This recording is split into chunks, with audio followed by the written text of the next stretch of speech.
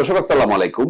আমি ডাক্তার আহমেদ নাজমুল আনাম, শিশু কিশোর নবজাতক এবং শিশু হৃদরোগ বিশেষজ্ঞ ও সহযোগী অধ্যাপক সবাইকে স্বাগতম জানাচ্ছি।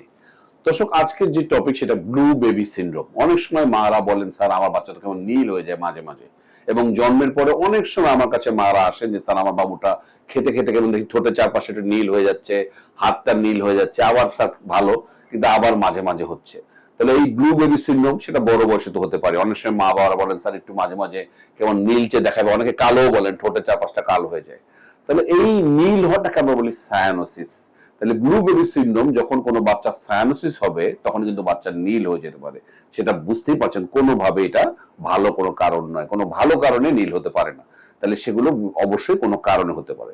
তাহলে আমরা সেই কারণগুলো আজকে জানবো এবং কখন আপনি আতঙ্কিত হবেন সেটি, এবং আপনাকে অবশ্যই ডাক্তারের পরামর্শ নিতে হবে। আমি অবশ্য সবসময় বলবো যে কোনো ব্যাপারে কনফিউশন থাকলেই আপনার যিনি ডাক্তার আছেন, শিশু ডাক্তার, যিনি বিশেষজ্ঞ ডাক্তার, তার কাছ থেকেই পরামর্শ নেবেন। এরও কাছ থেকে শুনে ফোনে কোনো চিকিৎসা নিয়ে আমি প্লিজ বলবো আপনার বাবুকে অযাচিত বিপদে কখনোই ফেলবেন না। তো মূল আলোচনায় আসি, ব্লু বেবি সিনড্রোম জিনিসটা কি। তো জন্মের পরে যেটা বললাম, তাহলে বিভিন্ন কারণে হতে পারে। একটা যদি বাবুর কোনো কারণে শ্বাস নিতে কষ্ট হচ্ছে, তাহলে অক্সিজেনের যদি পরিমাণ রক্তে কমে যায়, যদি আমি সহজভাবে বোঝাতে চাই, সেটাকে সায়ানোসিস বলে। আমরা কোথায় দেখি?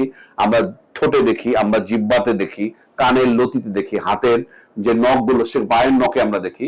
সেন্ট্রাল সায়ানোসিস, পেরিফেরাল সায়ানোসিস, বিভিন্ন টার্ম আছে, সেই কঠিন কথায় আমি যাচ্ছি না। তো এটা একটি ব্যাপার। তো এগুলো ক্ষেত্রে যে বাবুর যে হার্টেরই প্রবলেম আছে তা না, অন্য কিছু রোগী হতে পারে। বাবুর ফুসফুসের কোনো সমস্যা হলে হতে পারে, বাবুর যদি অ্যানিমিয়া থাকে তাহলে হতে পারে। তো এই সমস্ত কিছু ব্যাপারে রোগ থাকলে এগুলো হতে পারে। অবশ্যই আপনাকে এরকম যদি হয় ডাক্তারের সাথে যোগাযোগ করতে হবে।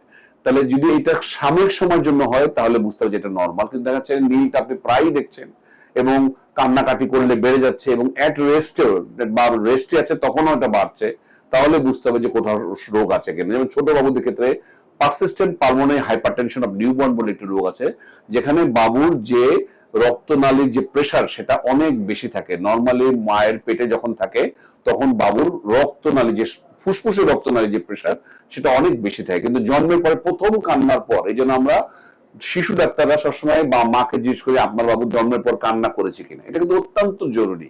একটা বাবু যদি জন্মের পর প্রথম কান্না না করে তাহলে কিন্তু বাবুর সমস্যাটা, তার মধ্যে একটা হচ্ছে এটা যেটা পিপিএইচএন বলি, অর্থাৎ বাবুর যে নীল ভাবটা কিন্তু রয়ে যেতে পারে। দেখা যাচ্ছে 1 মাসের বাচ্চা, তাও মা বলছে স্যার খেতে গেলে কেমন হাঁপিয়ে যায় আমার বাবু, এবং আমার বাবু নীল হয়ে যায় স্যার, আমি কাউকে বোঝাতে পারছি না।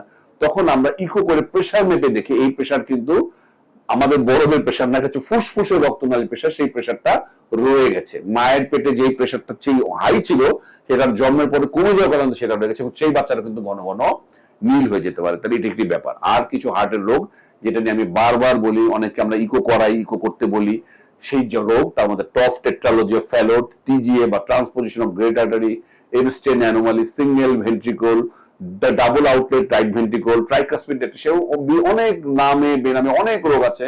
আসলে এগুলো আগের দিনে আসলে হার্টের ডাক্তার কম ছিল, শিশু হার্টের ডাক্তার, যার ফলে জানার পরিধি কম ছিল, ইকোর এত ব্যবস্থা ছিল না।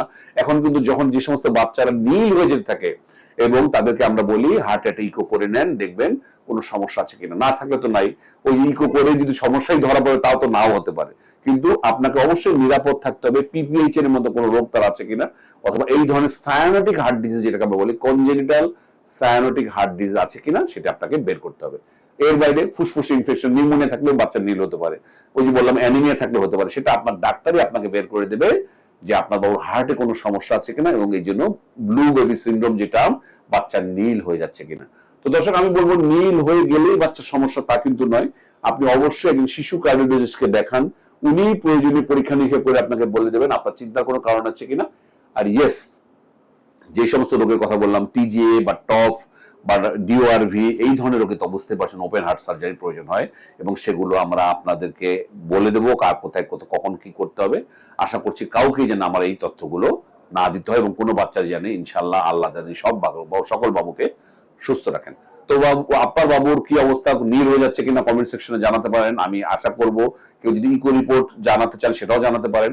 আজ এ পর্যন্তই। পরবর্তী নতুন কোনো টপিক নিয়ে আবারও হাজির হব। সেই পর্যন্ত বরাবরের মতোই আল্লাহ হাফিজ।